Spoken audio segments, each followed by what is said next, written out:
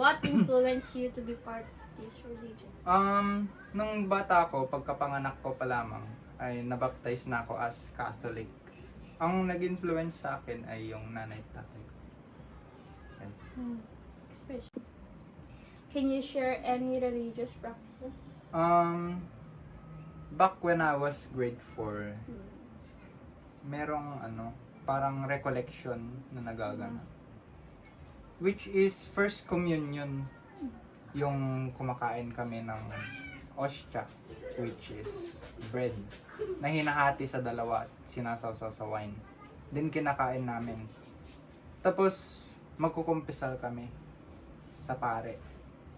Then every Sunday, pumupunta kami sa church para magsimba. Are there specific religious holidays that hold particular importance to you? There's two of them, which was Christmas at Holy Week. Yung Holy Week ay inakda namin yung paano tayo niligtas ni Jesu Cristo. Paano niya sinacrifice yung sarili niya para maligtas tayong lahat at para mabayaran yung mga kasalanan natin. At yung Christmas naman ay sineselebrate namin yung kapanganakan ni Cristo. Yun lang.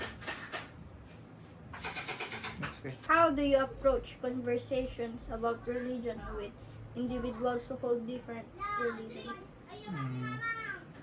When I approach them, usually inaalam ko muna kung anong religion nila. At kapag nakikipag-usap ako sa kanila, nire-respeto ko kung ano yung sasabihin nila about sa religion nila.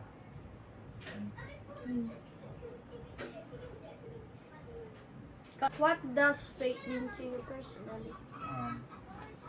Ang faith ay di lang basta-basta pakiki-attend sa church at pagpipray, kundi pag-a-apply yung mga nababasa mo sa Bible sa sarili mo.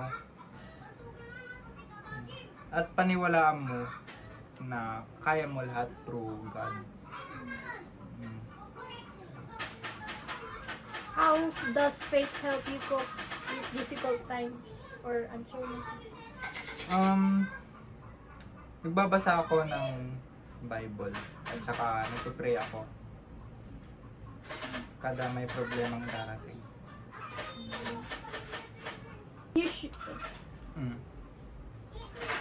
Can you share a personal experience or moment that strengthened your connection to your faith? Nung bata ako ay sakitin ako. Una nun ay nakasakit ako sa puso.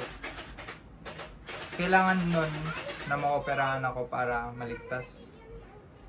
Pero may 5% chance na survivability kahit na-opera ako. Critical yung kalagayan ko noon, pero nagdasal yung nanay at tatay ko na sana maligtas ako. Tas nung grade 5 na naman ako.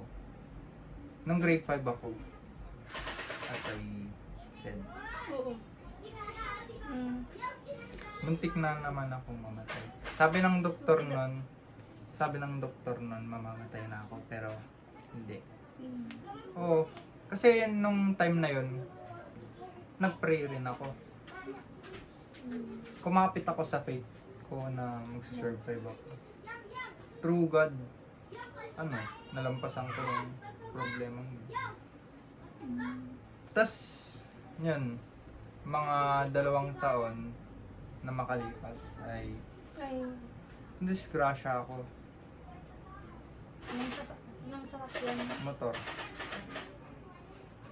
Halos sumabit na nga ako dun sa sa motor eh. Bale, nagsuffer lang ako ng sprain. Oo. Sprain dito sa right arm ko dito. Dito lang sumakit nun eh. Diyan lang? Oo. Yung totoo. Hindi ba Ito lang. ano yung ibang parts na Hindi. na As in, ito lang right arm ko yung napuruhan. Pero thank God yun lang yung inabot ko. Tas, ito, mga makaraang months, ilang beses na akong suicide attempts because of personal problems in life. Mm. And through faith, through pagdadasal, ay nalalagpasan ko rin naman yun. Mm.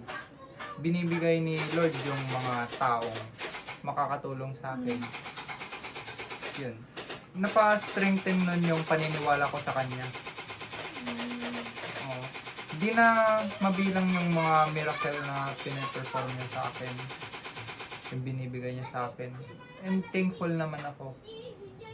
Dahil kahit sa sitwasyon kong ganun, critical, ay nililigtas pa rin niya ako.